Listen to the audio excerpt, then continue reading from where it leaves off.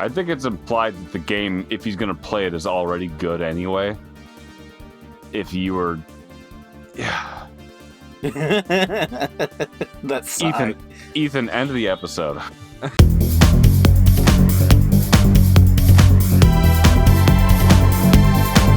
I guess we're just gonna have a 2-minute episode in there somewhere.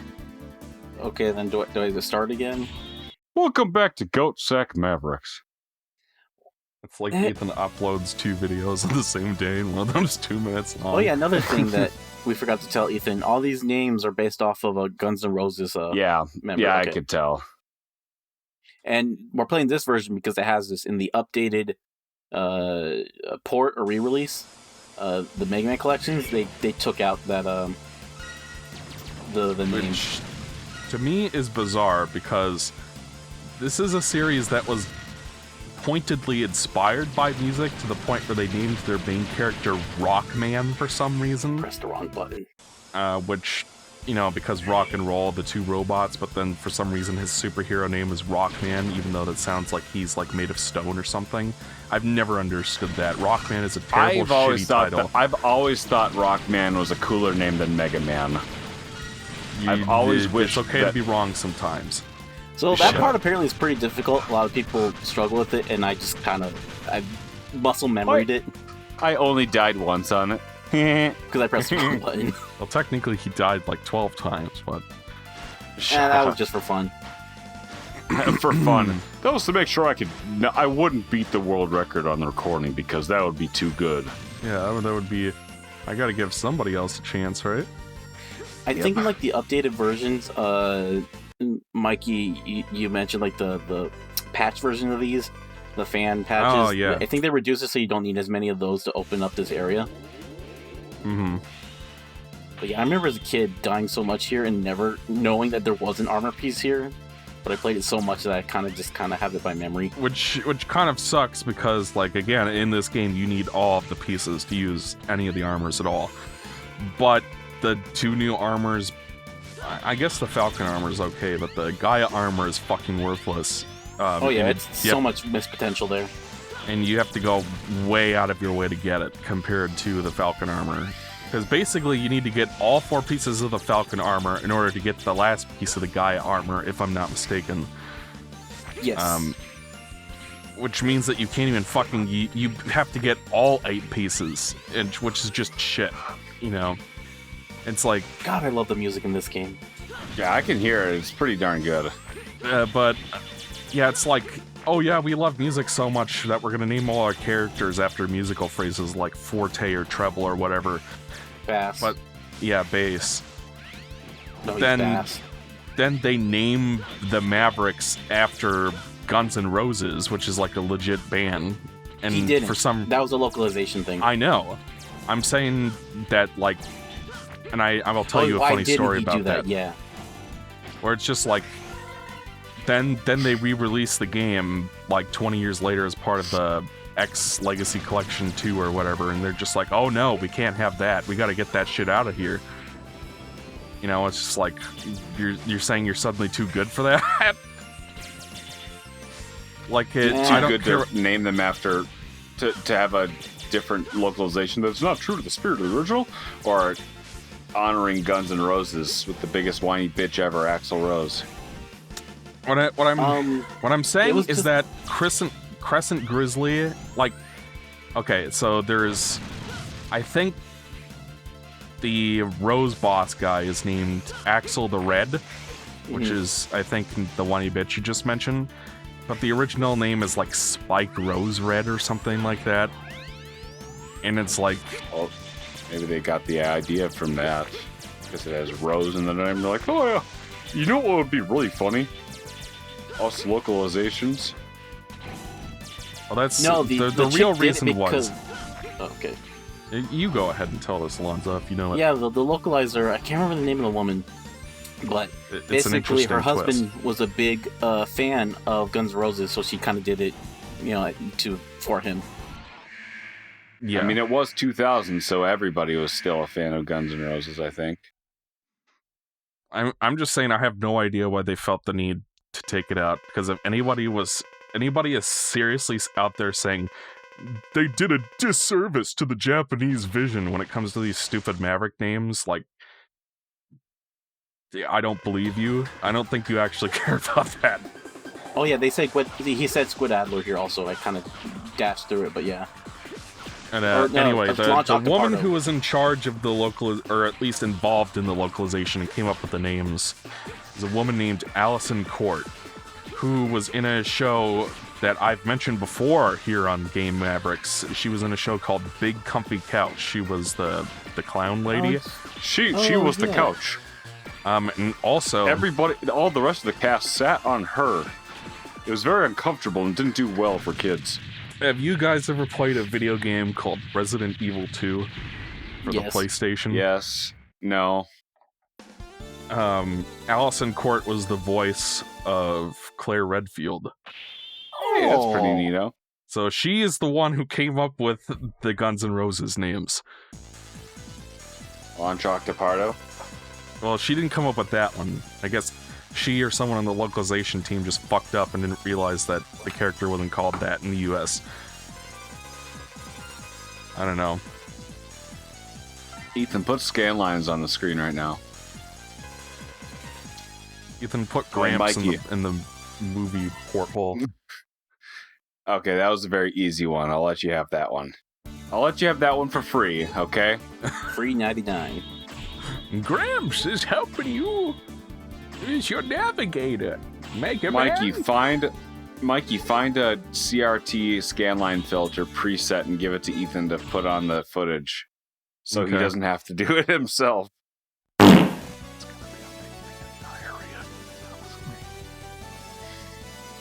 Yes, I'd love to add that onto YouTube's. This is Izzy Glow. We're uploading this video to dailymotion.com. I thought it was going to be on Live Leak. Oh, no.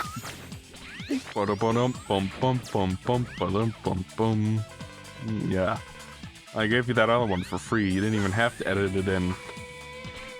Yeah, it's almost sounded the exact same. Oh, no, I was deliberately trying to do it. Oh, sure. Oh, it's Snake Man's weapon. Oh, yeah, it's the search snakes. I mean, at this point, this is what, the 500th game? I'm trying to add them up in my head. By 2000, you already had Mega Man Legends 1, Mega Man 64, Graphics which I guess look doesn't noticeably chintzier than the last one. Or I know they kind of look silly. It's because everything's pre-rendered, whereas I think I'm not sure if the last game was pre-rendered, but it definitely blended with the sprite work a lot better. It's because the sprite work's still really solid, but the sprite work looks a tad more cartoony. When I was young and I would spend a lot of my time, and instead of playing games myself, I would watch my sister play games. I would watch her play like the Silent Hill games, and I watched her play the Dino Crisis games, because though I was interested in that stuff, but remember when they made Dino Crisis 2 when it was nothing like the first one? Well, yes, I was gonna talk about that. Yeah. Sorry. Fuck you guys! You stole my story. What? Both of you guys played Dino Crisis? Well, I bought Dino Crisis 2 and I popped it in just to test it real quick, and I'm just like, this ain't no survival horror game. It's like no, it wasn't. How much? It's like an action game with Resident Evil controls, which is not the way to go. Yeah, I played it. I finally here.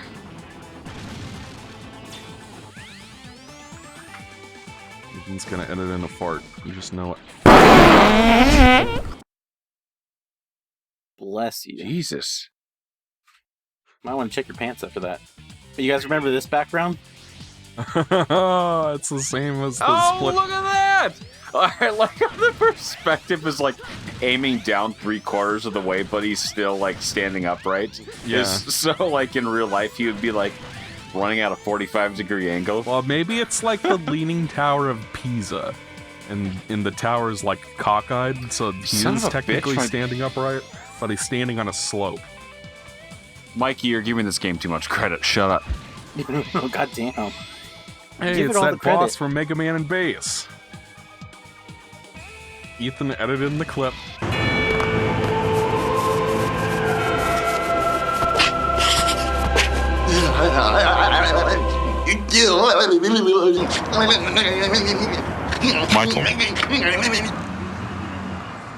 Michael. Ethan's gonna edit got in it, some pal. shit. Stop alluding to what the joke is gonna be. Ethan's gonna edit in the blurred out footage of someone changing that shitty diaper with the baby cock and balls blurred out. No. God, no, I'm not gonna do that. I'm not gonna include family members. Hey! I'm having a rough go of it here. I keep dropping shit. It happens. Oh, speaking of which, I fixed the CDI. Oh, what? What? Tell us about your adventure with your CDI. Okay, so what I don't know if I mentioned this on the show previously, but I bought a Phillips CDi 450, and I attempted to RGB mod it, but it was that was like a 2 or 3 hour process getting that board installed and hooked up to a video output, because the fucking CDI doesn't have a multi-out for some reason. It just has like regular composite jacks, and if you live in Europe, you also get a SCART out maybe, or an S-Video. But in the US, the particular model I had only had RF and like RCA jacks for composite, so I had to remove the video out jack to make room, and then find like a DIN 8 connector to use as the video out. And I had to try to solder wires directly to like these pins that are all very close together. So that was a pain in the ass. But I did it. Then I turned the thing on and the fucking green channel doesn't work. And the video looks like blurred out. It looks like there was horrible bleed on it. So I was like, okay, I don't know what the hell is going on. I think I'm gonna blame the board. Maybe I put too much heat on it and broke it or something. I'm gonna try another board. So it took them like 6 weeks to send me another one of these boards because it came from the UK, and for some reason it has to spend like 2 weeks in customs. And the USPS is dumb and refuses to actually knock on my door and ask for my signature, so they just throw a pink slip in the mailbox and be done with it, so that I have to come in and pick it up later. They refuse to knock on my door. I mean, that's technically true, yes, because they've done it like 4 times in a row now. Like, they literally just did this yesterday, again. Or they just never knock on. How do you know they don't? How are you knowing they're not knocking on your door? You're not because all of a sudden, because I find the pink slip in the mailbox. Because if they actually went to my door, they would have knocked. And like, I used to find the pink slips on my door. That's where they'd leave it, because they'd knock or ring the doorbell. I wouldn't answer because I was away or asleep or something, and then they just post the pink slip to the door. Now what happens is I'll be sitting in my living room waiting for them to knock or whatever, and then all of a sudden I'll get an email from the tracking saying that, oh, we're sorry, we missed you. You need to schedule a redelivery. And it's like, what? You didn't even knock. Then I go out to my mailbox and find the pink slip there, so they just don't bother because they're stupid. I find it very... They're not stupid. Do you know what's going on at the USPS right now? It's because they... Go on, Ethan. God, before I get on my soapbox.